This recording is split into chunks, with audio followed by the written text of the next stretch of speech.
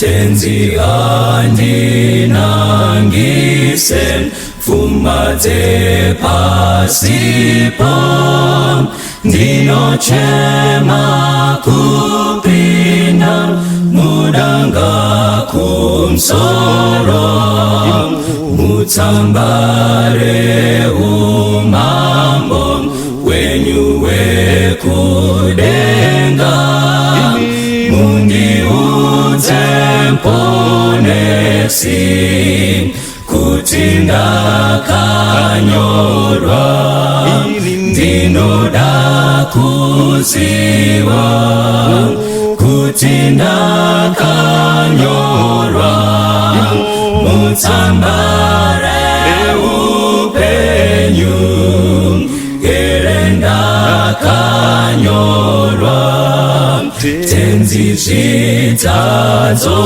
zvangu zvawanda sejecha asi ropa renyu rinondiponesa zvechidzidzo chenyu chanyorwa mutsamba zvitema zvakatsvuka ndinozvichenura ndinoda kuziva kuti ndakanyorwa mutsambare upenyu ere ndakanyorwa musha wakanakisa simba dzekupenya nevanhu vane mbiri nenguo dzachena hakuna zvakaipa izvo zvinopinda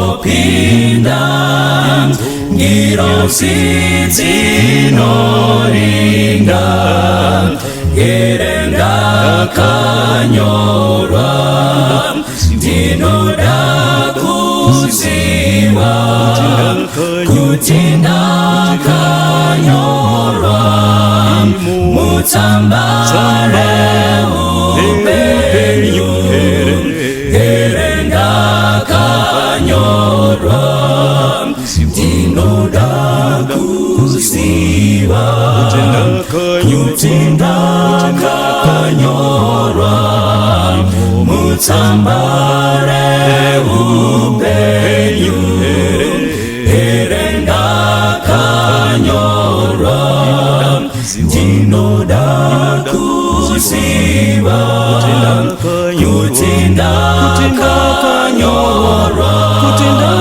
mutsambare upenyu ere ndakanyorwa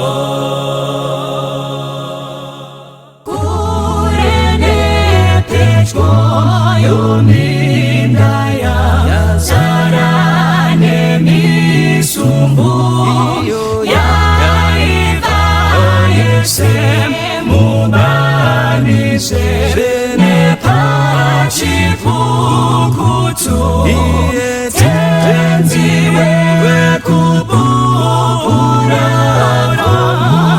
tinzwe tochenera vatumirevo vabati chiripo zvenguva vatumire mangwananise nepamasikati vatumire pamanerukwe kwese vacheki tenziwe kupupura komu tinzwe tochenera vatumirewo babati chiripo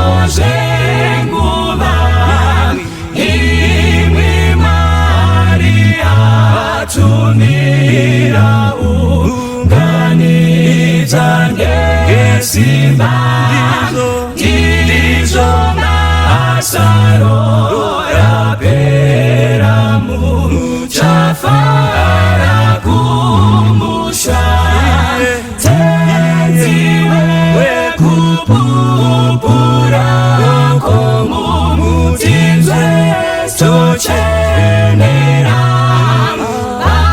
atumireo babati chiripo zhenguva tenziwe kupupura komumutinzwe stochenera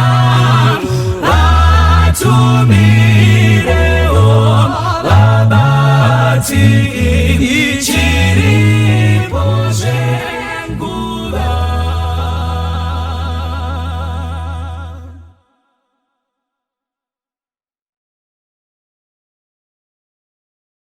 Dinowanananda tukum zimerakadzama Jesu tenzimu ponesi wakatifirayo timeironda irorinon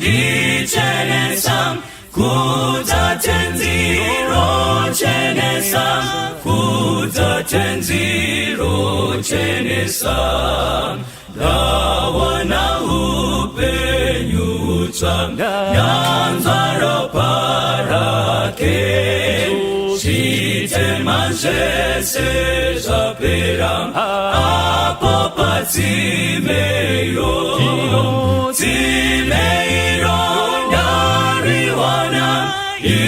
irorinondi chenesam kutatenziro chenesam kutatenziro chenesam ndamuganda itwa mutsva nembiri yedenga nemoyo nenguchena na Kristu mandiri timeironda riwanam irorinondi chenesam kutatenziro chenesam kutatenziro chenesam chishamiso tsitsi dzake ropa rake pasi muzi wenyi Jesu chete wakatinunura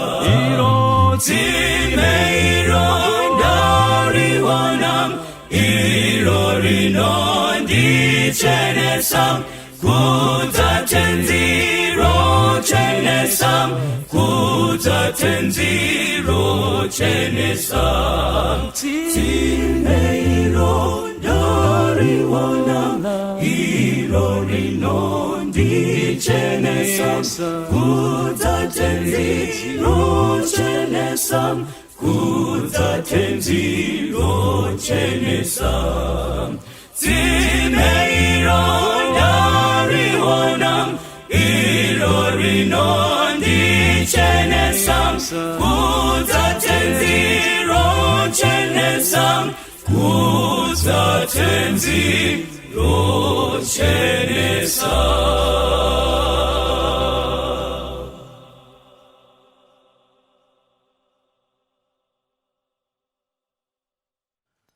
Ndoda kukwazisai nekuchingamidzai mukati menguva dzino.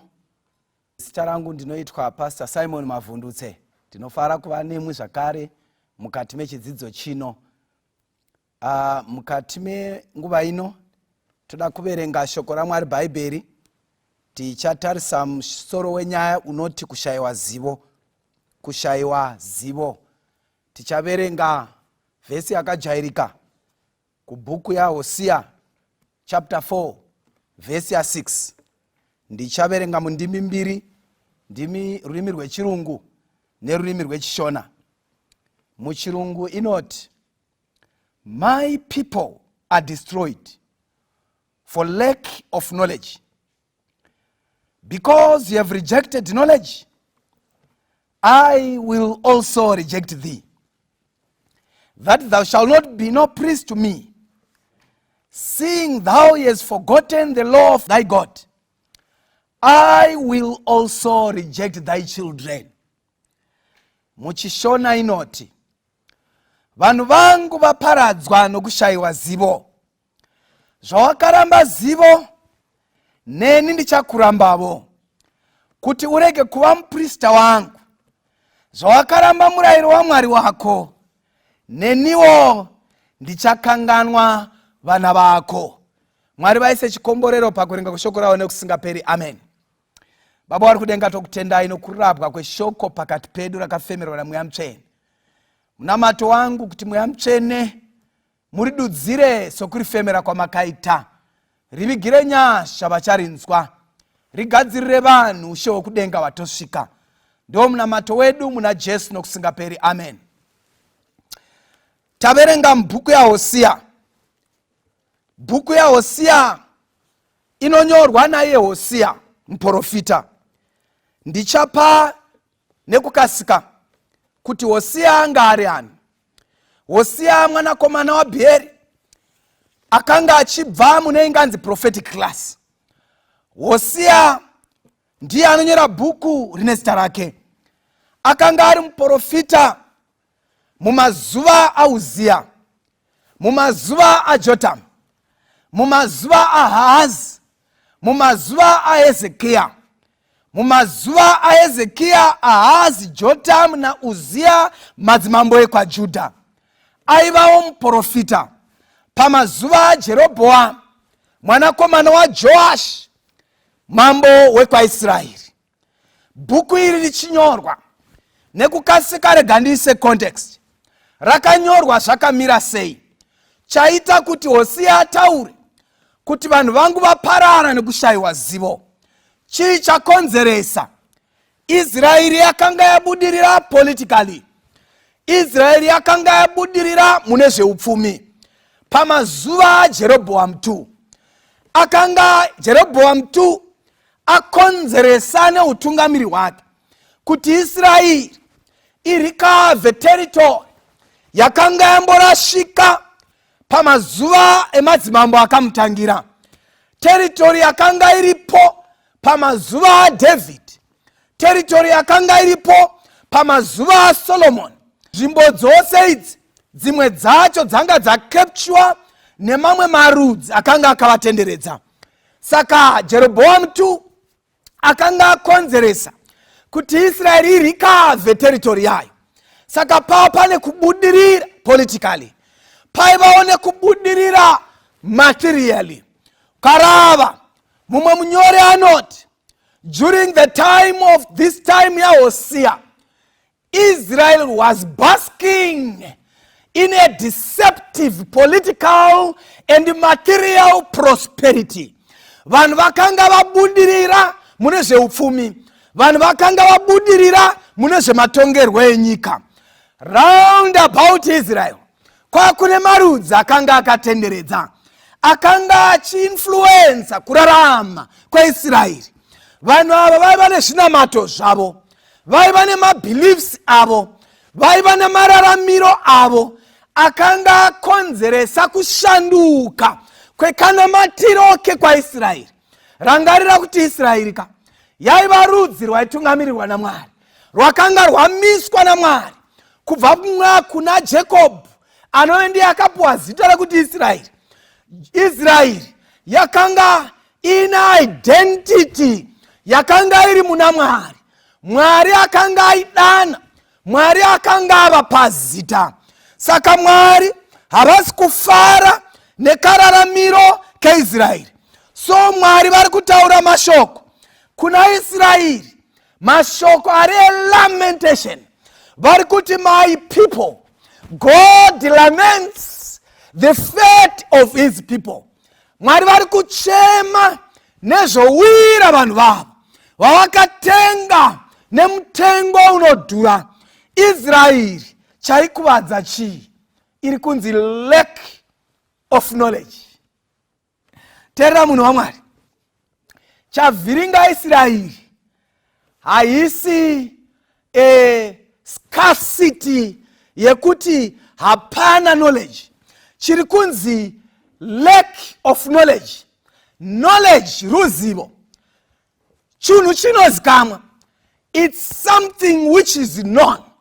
Saka Israeri chaikuvadza kushayiwa zvainofanira kunge inazvo, but izvo zviripo. Nemamwe mazwi muchishona, Israeri iri kufa nenyota, makumbo ari mumvura. Vakatsika mvura yeupenyu, asi vari kuchema nenyota. Teerera munhu waMwari. Mwari vochema voti chakuvadza Israeri chii? In lack of knowledge. In other words, vari kuramba that which could have helped them.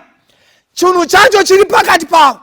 Mwari vari kuti waramba murayiro wangu, ndakatokupa murayiro uripo pakati pako, but vanhu vangu chavaparadza, kukuvara nezvaisafanira kuvakuvadza, nokuti zvekuvadzivirira pane zvinokuvadza vanazvo pakati pavo, but vari kukuvara zvinobetsera zviripo. Teerera munhu waMwari. God has a lamentation neIsraeri.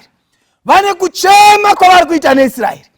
Mwari vari kuti Israel has rejected, yaramba, ndavapa vati hatidi. Unoona Israeri yanga yakaoma. Ndinorava Jeremiah chapter 6 verse 16. Mwari vanoti,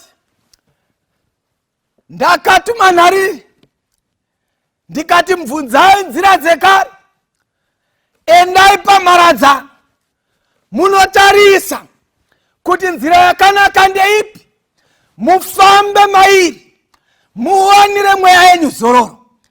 Asi vhesi inondityisa, inoti asi vakati, kureva kupindura Mwari.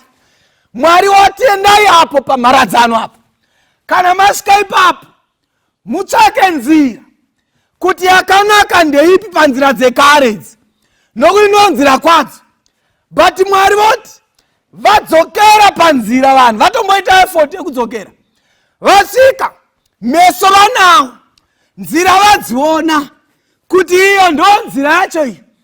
But vhesi inoti asi vakati hatidi kufamba mairi.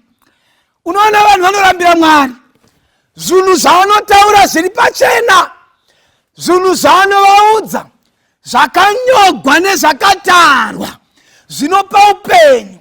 Vanhu vanoti hatidi. Kagemu kataitamba kumusha tichakura, kekuti wainzi ukanzi sumuka woti handidi, konzi unorambirei, ndopindura nchiti makusangoda. Vanhu kutorambira Mwari so kuti hatidi, ukadzika pazasi. Ndakagadza nharariri, ndi Jeremiah uyu wandiri kureva chapter 6, ukadzika pazasi 17, inoti ndakagadza nharariri ikati, teererai izwi rehwamanda, but nzeve vanadzo vakati hatidi kuteerera. Hosea chapter 4, chaparadza vanhu vangu, kushayiwa zivo, kuramba, kuita kaitiro kekuramba, kaitiro kekuti handidi, kaitiro kekuti handidi kuteerera. Unoziva kuti munhu anongona kumbotsvaka mashoko kwawo ekupindura munhu. Vanhu vari very careful pakupindura vanhu.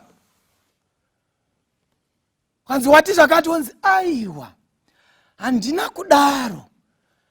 I was trying to say, munhu chaiye asingadi munhu, kuvingwa musikana nemukomana usingadi, kunzi ndakuda. Unogona kupindura zvine a lot of extra caution and care. Iwe usingamudi, it's like I don't see it working. Utauri kuti handidi.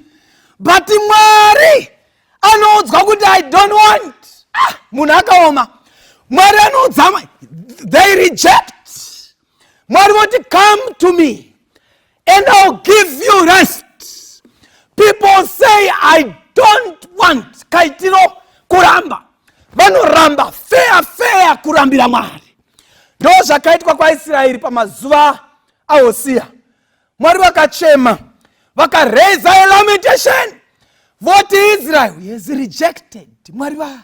Mwari vanhu vangu vandiramba, varamba zvandakavapa zviri pakati pavo, varamba izwi ravamanda, varamba warning yauya nevaprofita navaparidzi vairamba, vanzi teverai murayiro wangu. Vanoti hatidi, toda izvi. Mwari vatibetsere, Mwari vabetsere iwe, vabetsere ini, tirege kurambira Mwari. Pangani munhu waMwari pawakarambira Mwari. Mwari vachitaura, vamwe vanotariswa kutonyengeregwa, kutotumigwa delegation kwayo.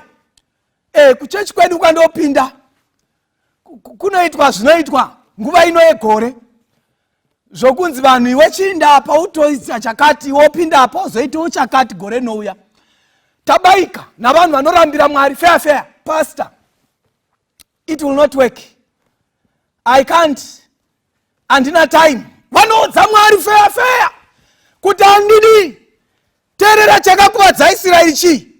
Chakaita kuti Mwari vati vanhu vaparara nokushayiwa zivo. Kwanga kuna marudzi akatenderedza Israeri. Marudzi aya akainfluensa behavior, marudzi aya akainfluensa conduct, marudzi aya akainfluensa character, marudzi aya vanhu vakaconforma to the character of the nations around them. Chinzwa zvaiitika chaita kuti Mwari vacheme neIsraeri vachiti my people are destroyed. To destroy means to unbuild, to undo, to bring down. Mwari vari kuti vanhu vangu vatoitwa bring down, undone, they are undone, vatowira pasi, vatoparara, kwangosara kufamba asi vaindava. Mwari vari kutochema nhamo yemunhu mupenyu, vari kuti they are gone, they are dead.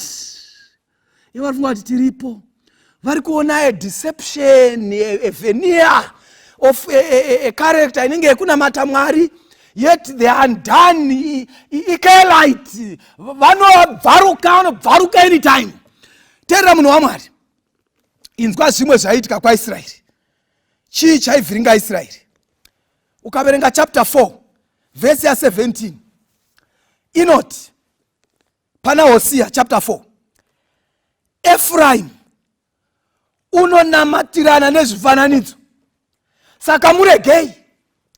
Mwari chavari kuchema neIsraeri ndechekuti Israeri panzvimbo yekunamata Mwari anoti usava naumwe Mwari kunze kwangu, they join themselves. Iwe, they are not joined,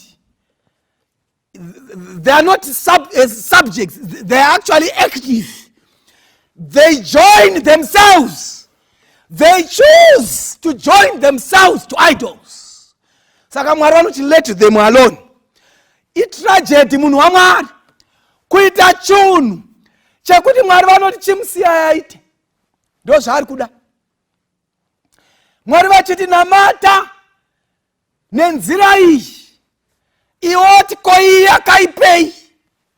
Mwari vanoti aiwa, rega zvipore akabva mukutsva. Let him go, let him do. Mira ndikuudzeka, kunamata uri padivi hazvirei kuti hapatauriki mashoko ekuti our Father who art in heaven anotaurika. Unotoataura but wakarashika. My people are destroyed nekushayiwa zivo. Ndakavapa zivo, ndakavapa shoko rangu pakati pavo, but they lack what they have. Kuti teacher unotorova mwana kunge achauraya, zvinokwarambidzwa kurova hako but wairova vanhu kuchikoro. Mwana akanzi first day of the week akati Monday unorwa kunge achafa naticha. But some teacher kana papa kunamata hachazivi kuti kotangwa papi kuverenga vhiki. Unoti pastor inonetsa unongotangira chero pawatangira, but nezuro kuchikoro Friday mwana wakatangira chero paakatangira akarogwa kunge achafa, kunge nyuka yapinda mumba. Vanhu vangu chavaparadza kushayiwa zivo. zivo iripo asi havadi. Chakuvadza Israeri chi? Joining themselves to idols. Vanonamatirana nezvifananidzo. God is not happy. Israel joins herself to idols. Chimwe chakuvadza Israeri chi? Chapter 7 verse 8 Hosea. Ephraim ndiye unozvivhenganidza namarudzi avanhu. Teerera kutaura kwaPita. Imi muri rudzi rutsvene, guta randakazvionera, vanhu vangu vandakadana, vandakatenga neropa. Saka be ye holy, ivai vatsvene. Holiness inogona kurevawo separateness, sanctification, to be set aside for a special purpose. Kuiswa parutivi nechikonzero chakakosha. Kana imba ichivakwa pastand pamusha, kwawanikwa nzvimbo kwaSabhuku, pawanikwa nzvimbo muguta pekuvakira, kune plani inogadzikwa nana mazvikokota vamaplani. Vanemba yavanotsaura votoipa zita rokuti bedroom, kureva kuti munomo kuvata umu. It's set apart for a special use. Iwe muenzi wasvikawo pamusha pavanhu vakavaka imba, dzimba dzine mipanda ina mazita: kitchen, pantry, dining, lounge, study room, namastadzo, bathroom. Iwe wanikwa mubathroom uchiita zvomukitchen ndoutununu, ndoupenzi. Mukitchen ndomokubikirazve. Ukuku kune basa rako. Iwe manje woshayiwa zivo, vakakubata, vanokudzidzisa kuti next time usarashikira kubedroom uri muenzi kusiri kwako. Mwari vari kunzi Ephraim chamuvhiringidza kuzvisanganisa namarudzi. He mixes himself with multitudes, with nations. Anozviita a common person. Iye ari sanctified. Iwe muKristu wakadanwa, hauna kurava here vhesi iwe. Mateo chapter 5. Wakati achiona vanhu vazhinji, wakakwira mugomo akagara pasi. Vadzidzi vake vakaswedera kwaari, akashamisa muromo wake akavadzidzisa achiti, vakaropafadzwa, vakaropafadzwa, vakaropafadzwa, vakaropafadzwa, vakaropafadzwa. Ndoenda kuvhesi ya 13. Imi muri munyu wenyika, asi kana munyu wadurungunda ucharungwa neiko? Panzvimbo yekurashirwa munzira utsikwe navanhu. Kureva kuti imimi muri munyika but mune special work yenyu. Verse 15. Imi muri chiedza chenyika, guta rakavakirwa pagomo haringavanziki. Nomwenje havangaubatidzi vakauisa pasi pedengu, asi pachigadziko kuti uvhenekere vose vari mumba nemamwe manzwi. Let your light so shine, Ephraim. Munyika iya unogara kuna vatorwa vakakutenderedza, kuna marudzi akakutenderedza, but iwewe uri chiedza chakavakirwa pagomo, guta risingavanziki. Seiko uchirarama kunge muEdheni uri munhu waMwari? You are mixing yourself with the multitudes. Seiko uchidya like the multitudes. Seiko uchipfeka sema multitudes. Seiko uchimba sema multitudes. Seiko uchirarama savanhu nje. Iwe uri a peculiar people, vanhu vandakazviwanira kuti vaparidze kunaka kwa iye wakavadana. Hauzivi here hanzvadzi kuti you are a special person, you are a holy priesthood.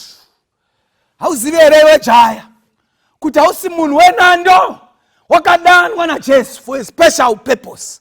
But Ephraim joins himself with the multitudes. chii chimwe chavhiringa Israeri chiri kunzi naMwari lack of knowledge, Ephraim mixing himself with the multitudes. Chapter 5 Hosea verse ya 13 ndio rimwe dambudziko raIsraeri. Verse ya 13, Ephraim wakati achiona kurwara kwake na Juda aona vanga rake, Ephraim akaenda Asiria, akatuma nhume kuna Jarebi mambo wacho. Yeye kwaenda haagoni kukuporesa kana kuporesa vanga. Dambudziko raEphraim raIsraeri, lack of knowledge, kushayiwa zivo, kuzingaira kwacho. Pakati paIsraeri kune mushonga weBasam. Pane muimba anoti there is a balm in Gilead to make the wounded whole. There is a balm in Gilead to heal the sin sick soul. Terera. Kune mushonga pa Gilead. Imo makomo Ephraim mune mushonga weBasam. But Ephraim na Juda kana vagwara vanoenda kuAsiria. Kuenda ere kuAsiria kuna Jarebi kundotsvaga mushonga. Iwona kurava ere munhu waMwari kuti kuna mambo akaita upenzi noutununu achibva aenda kuna Bhaari kundotsvaka kuporeswa kuna mwari weEkironi. Mwari vakatuma muprofita vakati, iwe saka zvotuma vanhu kuEkironi hakuna here mwari pakati paIsraeri, saka uchapori. Chavhiringa vatendi, chavhiringa vanhu vanoziva Mwari kubuda mumba yaMwari vachienda kunotsvaga kurapwa kuAsiria kwaJarebi, because vakaenda kwanodzwa kwavakabata. Havadi kurapwa namashizha apaGileadi, havadi kurapwa maIsraeri. Vanobhuruka kunorapwa mhiri kure kunze kuva mwari vamatanda nevhu, kuvanhu vanozviti ivo vari vanhu vanodya sadza kunge iwe. Teerera munhu waMwari, chakuvadza Israeri kushayiwa zivo, chakuvadza vanhu vaMwari nhasi kushayiwa zivo. Vakati vaona kuti varwara vakaenda Asiria kunorapwa, asi mavanga haana kupora. Saka vanhu vangu vaparara nokushayiwa zivo. Karava chapter 2 yaHosea inoti, Juda chamuvhiringa munhu wangu ndechekuti wakati ndichaenda kuvadiwa vangu, nokuti ndo vanondipa mvura yangu, ndo vanondipa chingwa changu, ndo vanondipa mafuta angu. Akatora zvitsvene zvangu akaenda nazvo kuvadiwa vake, ava vakatenderedza zvavo, vakaita maconfederacy navo, vakanyorerana navo maMOU. Muri pere vana vaMwari, ndati iwe mupenyu kana wogwara wakanyorerana MOU nani? Kana woda kudya ndiani wakanyorerana neMOU kuti anokupa zvekudya zvako? Ndo vanondipa mafuta angu, ndo vanondipa shinda, ndo vanondipa makusha angu.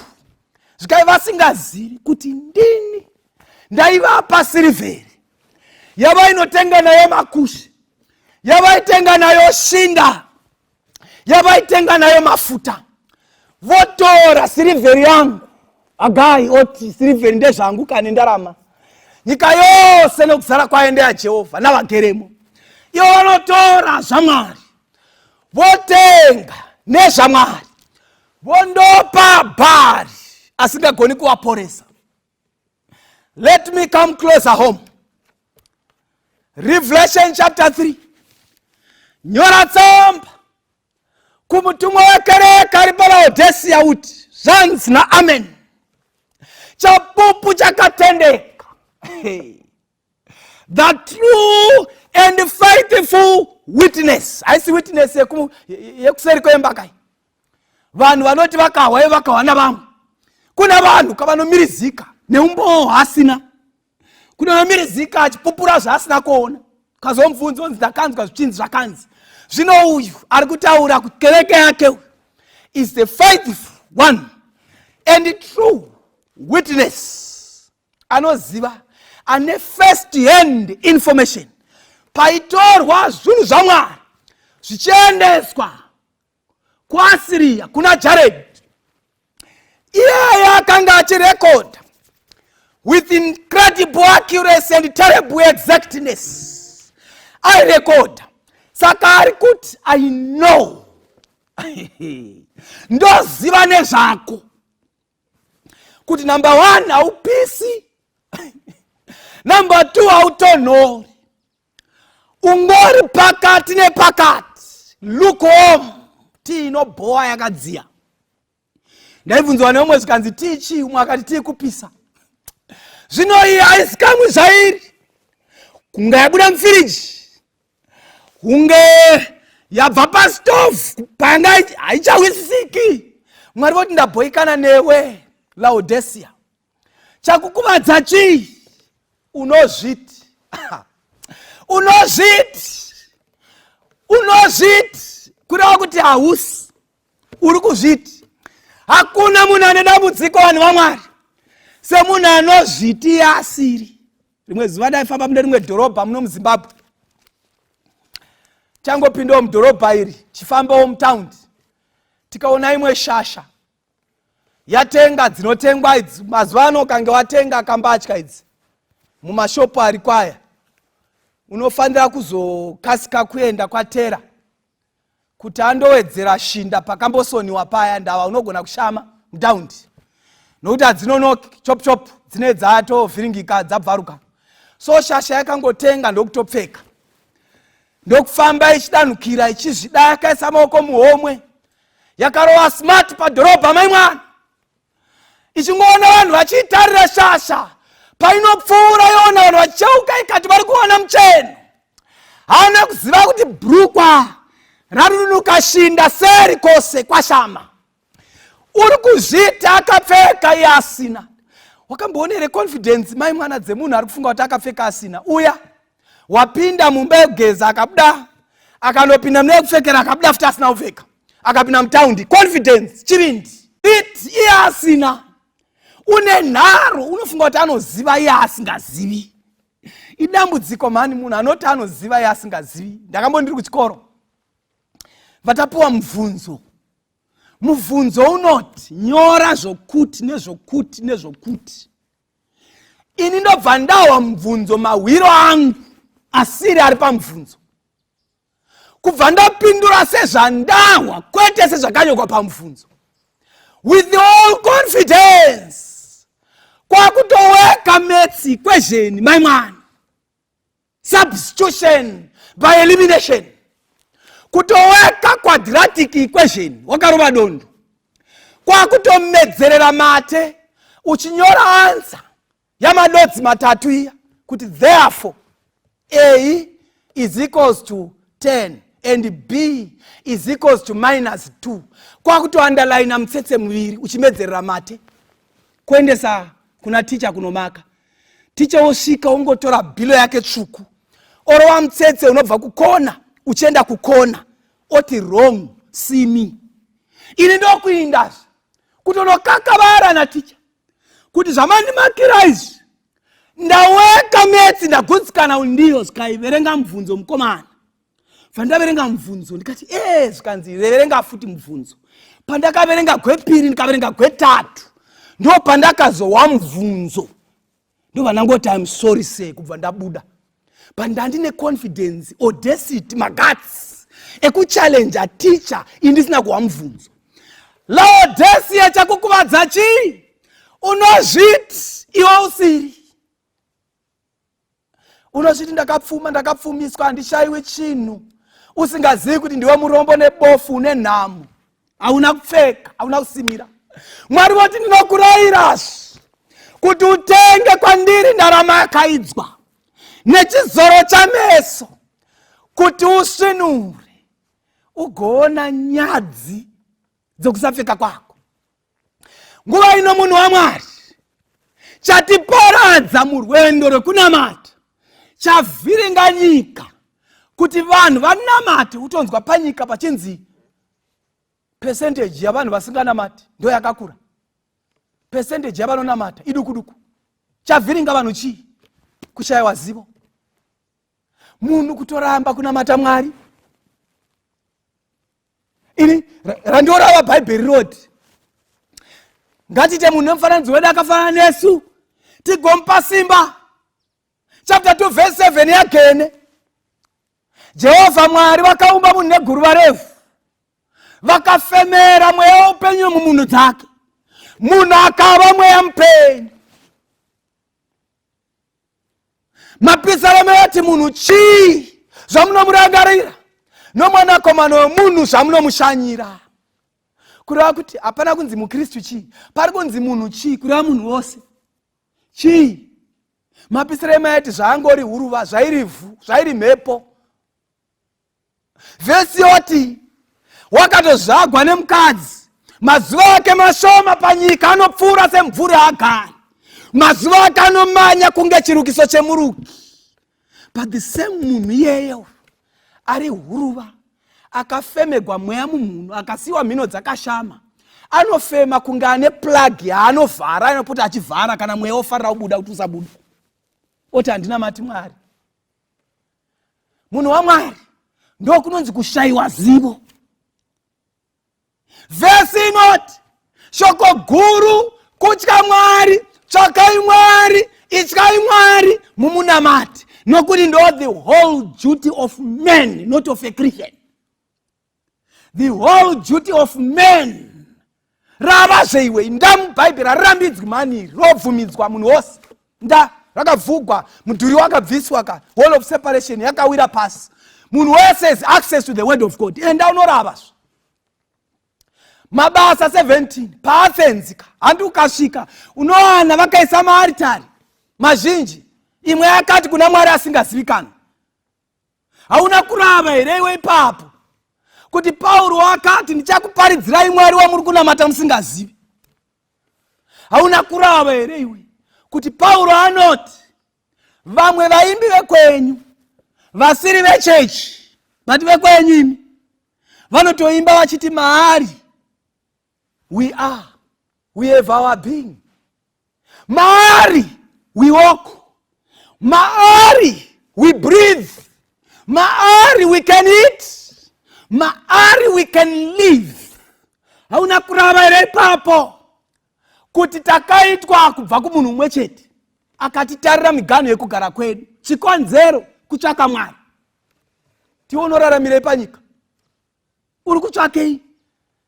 People transverse land and sea vachitsvaka vanity. Dai taiva nenguva iwe zivo ika unogona funga kuti akangwara iwo sino uzozviona leta ndasina ngwara ndandakapusa, ndandakazingaira chaiko. Solomon dzadzine njere dzikashandisa njere zvisirizo. Mwari vakati rega ndimusiye amboita, but leta ndomubetsera. Gare gare Solomon azosvika kwamvura yacheka makumbo, mwena unogumaka, manye manye tindike zvapera, ogara pasi ochinyora vanity, vanity. It's like chasing the wind. There's a time to be born and a time to die, a time to gather and a time to scatter. Solomon dzakudzokedzana akutoona kuti haiwa pachapter 12 yamuparidzi anobva ati chandakazongoona ndikacherechedza ndechekuti munhu ngaatsvake Jehovha achiri mupenyu. Regai ndikuudzai vanhu vaMwari, we live to seek the Lord. Tsvakai Jehovha achawanikwa. Ngatiraramire kunamata Mwari panyika, and all these other things zvatiri kumanya tichitsvaka will be added to you. It's God's duty to add and give you food. It's God's duty to give you the breath of life. It's God's duty to make sure that you wake up kana uchinge wambovata. Funga watu wakamutswa nealamu yawakaisa. Ndaunoisa kamumochari uone kana kune one anomuka. We live, we have our being because God takes care of us. Ndakuverenga vhesi yekupesira. Tovatanamata. Vanhu vangu vaparara nekushayiwa zivo. Romans chapter 12 verse 1. Naizvozvo ndinokukumbirai zvikuru kwamuri, hama dzangu, netsitsi dzaMwari, kuti muise miviri yenyu chive chibayiro chipenyu chitsvene chinofadza Mwari, ndiko kunamata kwenyu kwomwoyo. Musafananidzwa nenyika ino, asi mushandurwe murangariro wenyu, uchivandudzwa kuti muidze muzive kuda kwaMwari kwakanaka, kunofadza, kwakakwana. I beseech you, brethren and sisters, to give your body as a living sacrifice to God, holy and acceptable. Do not be conformed to this world, but be transformed by the renewal of your mind. Brain dzokurashisa ukaita benzi panyika. Ziva zvekuraramira. Tinoraramira kutsvaka Jehovha. Tinoraramira kuti tifadze Mwari. Nokuti maari tine upenyu, maari tinodya, maari tinofema, maari tinofamba, maari tine utano, maari tinowana zvakafanira upenyu hwedu. Ndakunyengetera newe munhu waMwari, nyengetere pamwe chete kuti Mwari vatibatsire. Zivo iyi iri mushoko raMwari iuye mundangariro dzedu, itiguide pakurarama. Baba vari kudenga, tokutendai muzita raJesu neshoko renyu ratinoita zvakanaka kana tiriteerera. Ndiro shoko razvokwadi rinofanira kutendwa, rekuti imi makatiisa panyika kuti titsvake imwe. Titenderei pose patiri. First things first. Seek ye the kingdom of God and all his righteousness. Imwenyu Mwari nenyasha dzenyu mozoedzera zvekudya muupenyu hwedu, moedzera sirivheri muupenyu hwedu, mozoedzera ndarama muupenyu hwedu, moedzera mangamera nengoro muupenyu hwedu. Tisararamira kutsvaka sirivheri nendarama nokuti mairi hamuna upenyu. Penyu muna Kristu Jesu. Tenderai nevanga vasingakuzivei vakuzivei. Vatsvake imwi muchawanikwa nokuti nguva iri kupera.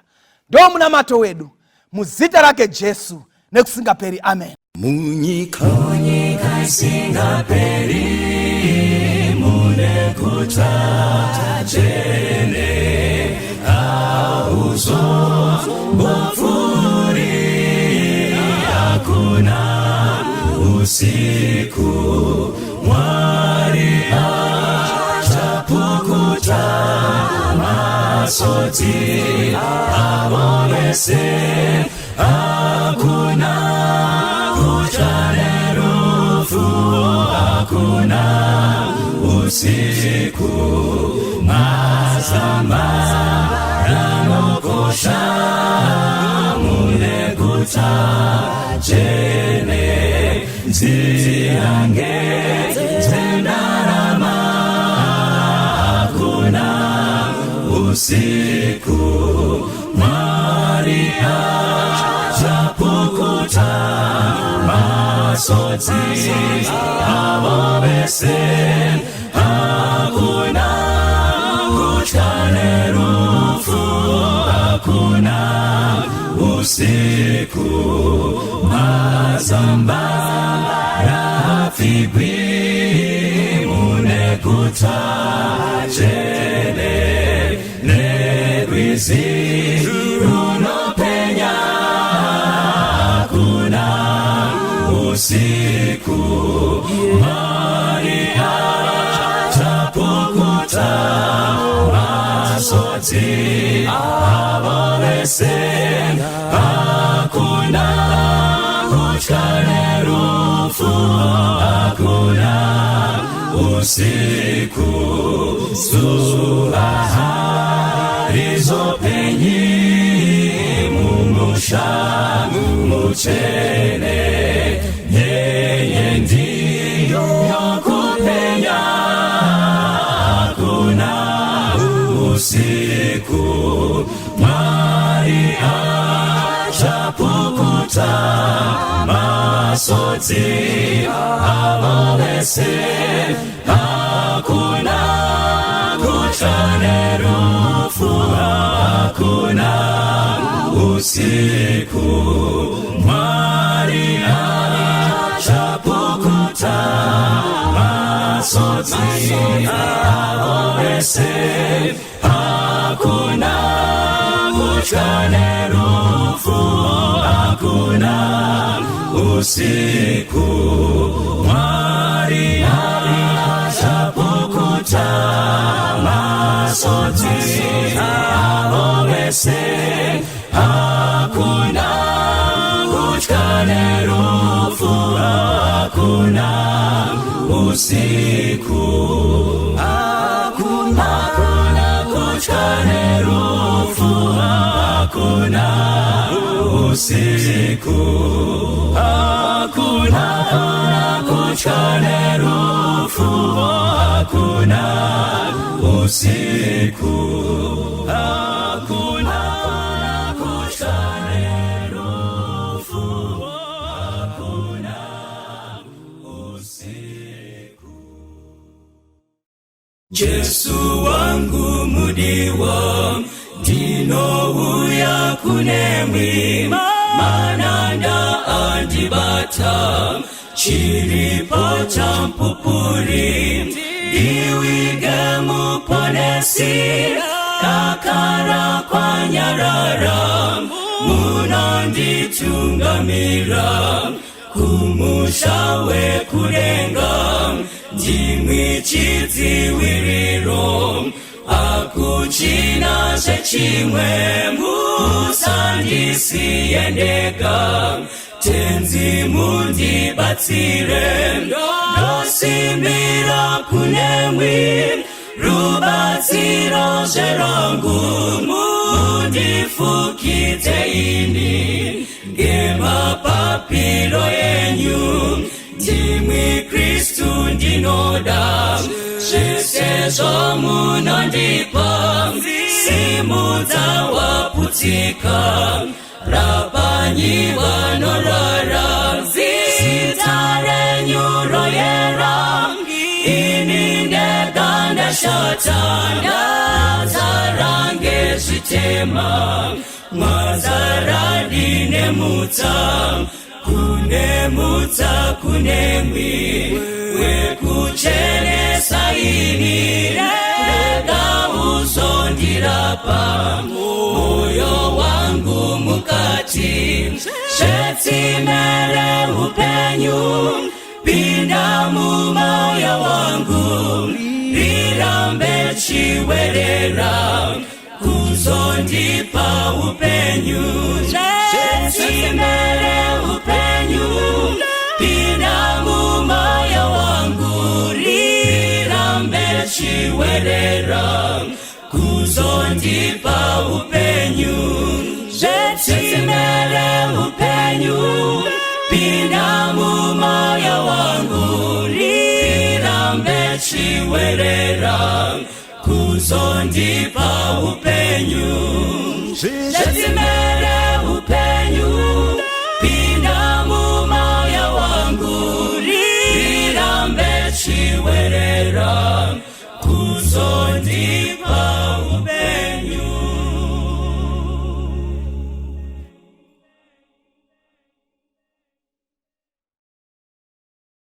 Tenzi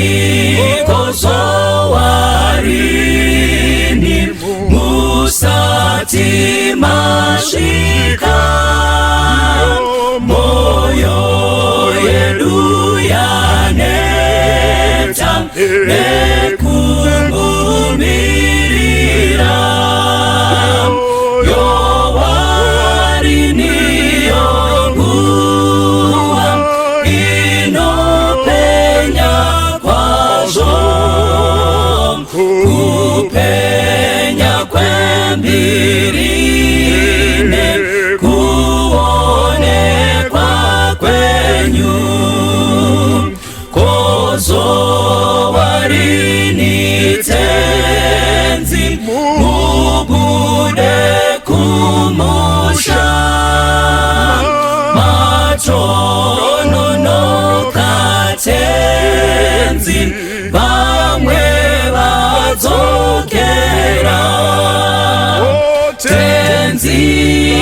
tendivenyu bazara nezvivi vashoma vakamira murufaro rwenyu mutsanyi vakarara chemanyi vamuke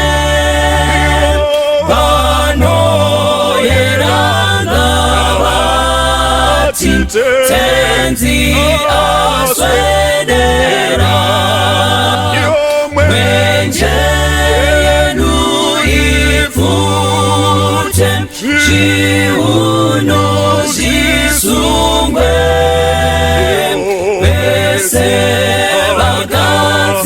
vagadzirire kumuona tenzi mutsanyi vakarara chemanyi vamuke